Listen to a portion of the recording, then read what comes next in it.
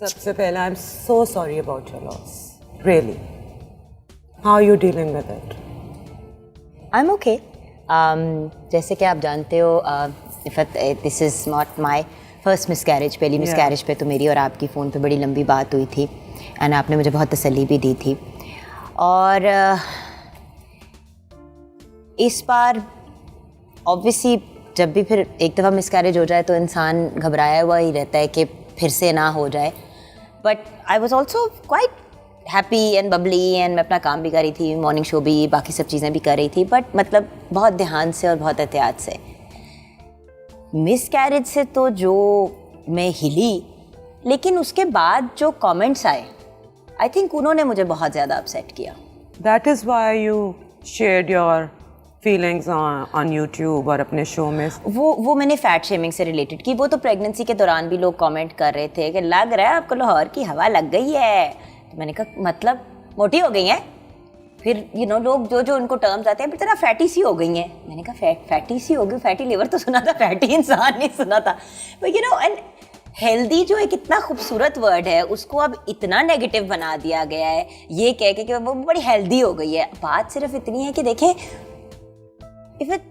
किसी को भी अच्छा नहीं लगता कि उनके वेट के ऊपर कमेंट किया जाए. अगर कोई अंडर वेट है उसको भी नहीं पसंद, कोई ओवर वेट है उसको भी नहीं पसंद, कोई एवरेज वेट का भी है तो वो भी ये नहीं सुनना चाहता कि थोड़ा वजन कम कर लो, थोड़ा बढ़ा लो. मेरा तो ख्याल है सबको पता होता है उसके, अगर वो मोटा है तो उसको पता होता है, वो बहुत पतला है वो भी उसको पता होता है. बताने की ज़रूरत क्या होती है? तो यही वाली बात है ना, हम एज ए सोसाइटी बहुत ज़्यादा साउथ एशिया में, नॉट जस्ट पाकिस्तान में, पूरे साउथ एशिया में हमें आदत है लोगों का मुंह रगड़ने में रियलिटी के अंदर, और ऐसी रियलिटी जो नज़र आ रही होती है. यार मुझे जो कमेंट्स बहुत ज़्यादा चुभे मिसकैरेज से रिलेटेड वो ये था कि मुझे बहुत से लोगों ने, बल्कि कुछ दिन पहले ही मुझे नाम नहीं लेना चाहती बिकॉज हर किसी की अपनी रिस्पेक्ट है और कोई भी इंसान मेरे नहीं ख्याल से कि बदनीयती से बात करता है. कभी कभी हम इन कंसिडरेशन में विदाउट रियलाइजिंग कह देते हैं. तो मुझे एक लड़की ने जो आई थिंक शी इज़ 24 और उनका बेटा और बेटी दोनों हैं, तो मुझे उन्होंने कहा कि एहतियात नहीं की होगी, काम ज़्यादा कर रही होगी आप. मैं कहा बेटा 20s में और 30s में प्रेग्नेंट होने में बड़ा फ़र्क है और माशाल्लाह आपके 2 हेल्दी बच्चे, अल्लाह का बहुत शुक्र है आपको कभी इस चीज़ को फेस नहीं करना पड़ा.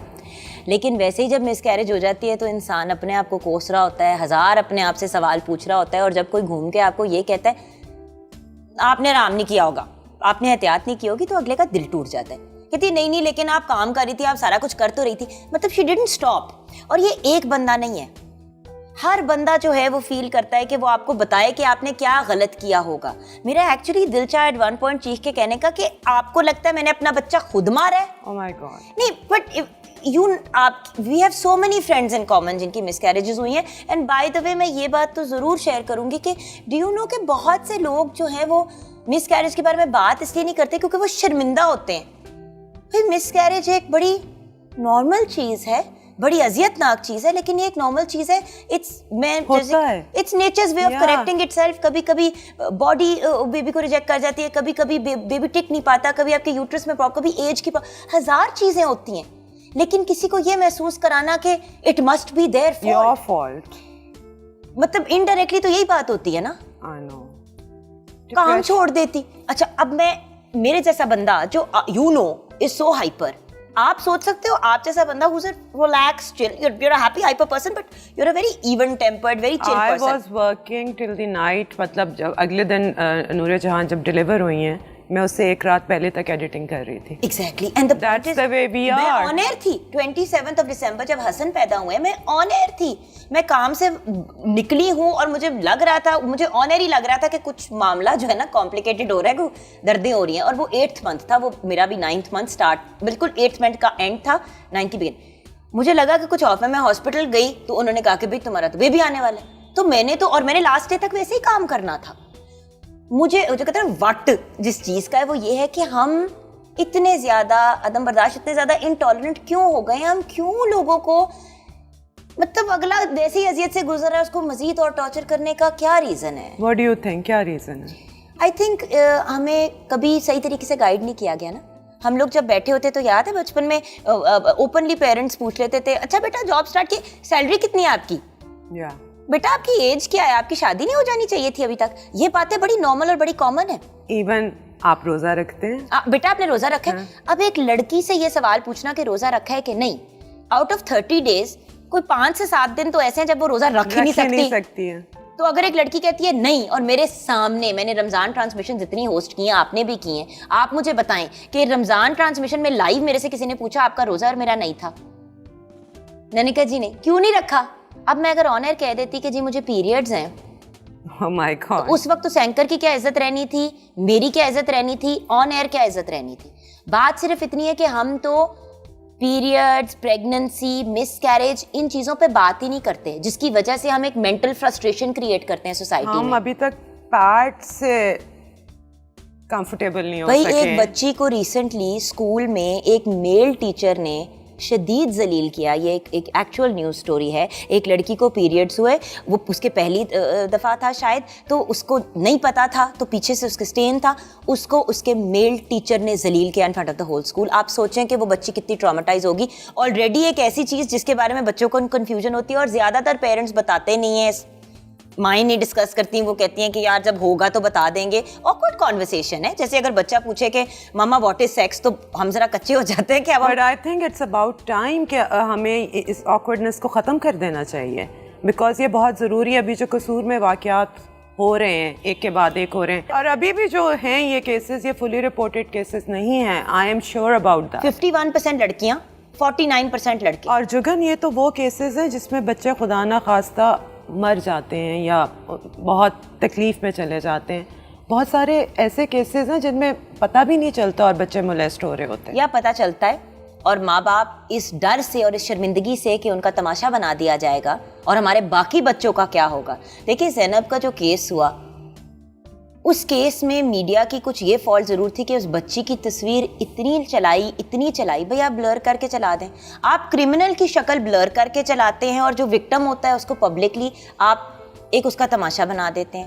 میں نے بھی ریسنٹلی اپنے پروگرام پہ جگن ایٹ 9 پہ یہ شو کیا, اور ہم نے وکٹمس کو نہیں بلایا, کیونکہ ایسے کیس میں جب آپ وکٹمس کو بلاتے ہیں جو خود پبلک میں نہیں آنا چاہتے, تو پھر آپ ان کو زچ کرتے ہیں. دیکھیں ایز میڈیا ہماری بھی تو کچھ رسپانسبلٹی ہے. عفت عمر کی ایک رسپانسبلٹی ہے, جگن کاظم کی ایک ذمہ داری ہے, چینلز کی رسپانسبلٹی ہے, لیکن ہم اس کا نہیں خیال کرتے. صرف ریٹنگ اور TRPs کی گیم ہے, اسی لیے تو اب یوٹیوب کی طرف ہم سب مڑے. نوٹ کیا تھا کہ کتنے پلیس بننا شروع ہو گئے تھے اس ٹاپک کے اوپر, اور بچوں کے اڈاری جب بنا تو اتنا زیادہ کرٹیسزم آیا. میری احسن خان سے فون پہ بات ہوئی تھی جس دن ہم نے یہ قصور والے ایشو پہ بات کی, اینڈ مجھے یہی بات ایسے نہیں کی کہ ساروں نے اس پہ تنقید کی, ہر کسی سے نے نیگیٹو کرٹیسزم دیا, but then what happened after that, سب نے پھر داد دی, ویل ڈن, آپ کا اوارڈ. تو واٹ ڈو یو تھنک کہ ان ٹاپکس پہ ہمیں پلیز بنانے نہیں چاہیے, یا بھئی اگر آپ خود نہیں بچوں سے بات کر سکتے, خود نہیں ان کو گائیڈ کر سکتے, تو کم از کم ان کو ٹی وی پلیز یا اسکول کے اندر کتابیں, گڈ ٹچ بیڈ ٹچ میں ڈفرینس, ان چیزوں پہ تو کام کریں نا. اگر ماں باپ آکورڈ ہے, میں انڈرسٹینڈ کر سکتی ہوں, میں بھی ماں ہوں, آپ بھی مدر ہیں, ہم تھوڑے سے ہو جاتے ہیں. ویجیلنس بھی ہے, لیکن دیکھیں اس میں یہ والا سوال آ جاتا ہے کہ کیا ریاست فیل کر گئی ہے یا سوسائٹی فیل کر گئی ہے. سوال تو یہ اٹھتا ہے نا, ہم ایز اے سوسائٹی کچھ جگہوں پہ فیل کی ہے, ریاست بھی کچھ جگہوں پہ فیل کی ہے, اور اگر دونوں کو ساتھ لے کے چلیں گے تو چینج آئے گا. جو مجھے دوسری چیز بہت بادر کرتی ہے, ہم ایک بندے کو ٹارگٹ کر کے کہتے ہیں اس کی غلطی ہے, اس کی غلطی ہے, اس کی غلطی ہے. اب اگر وہ انسان کچھ کرنے کی پوزیشن میں ہوتا ہے نا, تو عفت جی پھر کیا ہوتا ہے, وہ انسان زچ ہو جاتا ہے, وہ کہتا ہے میں نہیں کرتا کچھ, خسمانو کھاؤ. آپ نے لوگوں کو ساتھ لے کے چلنا ہے. وہ کہتے ہیں نا think out side the box, think out side the box but work with in the box. اگر ڈبے کے اندر رہ کے سب لوگوں کو ساتھ لے کے چلو گے تو چینج آئے گا. اگر باہر کھڑے ہو کے چیخے مارتے رہو گے تو کیا ہوگا عفت جی؟ لوگ نوٹس کریں گے, 1-2 پروگرام 4 پروگرام ٹی وی پہ اس کے بارے میں ہوں گے اور بات ختم ہو جائے گی. جب تک اگلا بچہ مرا ہوا نہیں ملے گا اس کے بعد یہی ہوگا. قصور والے کیس میں 300 سے زیادہ تھے کیسز. وہ ایک بندہ جس نے ایک سرٹن اماؤنٹ آف بچوں کے ساتھ زیادتی کی تھی, اس کو پبلک, وہ جو پبلک ہینگنگ سارا کچھ, وہ تماشا ہوا, بات ختم ہو گئی. وہ جو پیرنٹس ہیں ان کی ریہیبلیٹیشن کون کرے گا؟ جس کی اولاد ٹوٹو میں اس نے دفن کی ہے, اس کا خمیازہ کون بھگتے گا؟ Who is going to take responsibility? بڑے آرام سے لوگ کہتے تھے ماں باپ کو خیال کرنا چاہیے تھا. بھائی جس گھر میں 15,000 روپے سیلری ہے دیدی, اور دوسرے مطلب, اور چلو ماں اور باپ دونوں کام کر رہے ہیں تاکہ بچوں کے مستقبل کو سیکیور کر سکیں, وہ کیا کریں؟ نوکریاں چھوڑ کے گھر بیٹھ کے بچوں پہ کے پیرے دیں. تو پھر کیا کر سکتے ہیں؟ یہ جانور تو انسان کے اندر کہیں کبھی کسی وقت بھی آ سکتا ہے. بٹ جانور بھی ایسے نہیں کرتے. بات تو یہ تو جانور بھی ایسے نہیں کرتے, یہ تو کوئی اور ہی مخلوق ہے. پر یہ ہے مخلوق.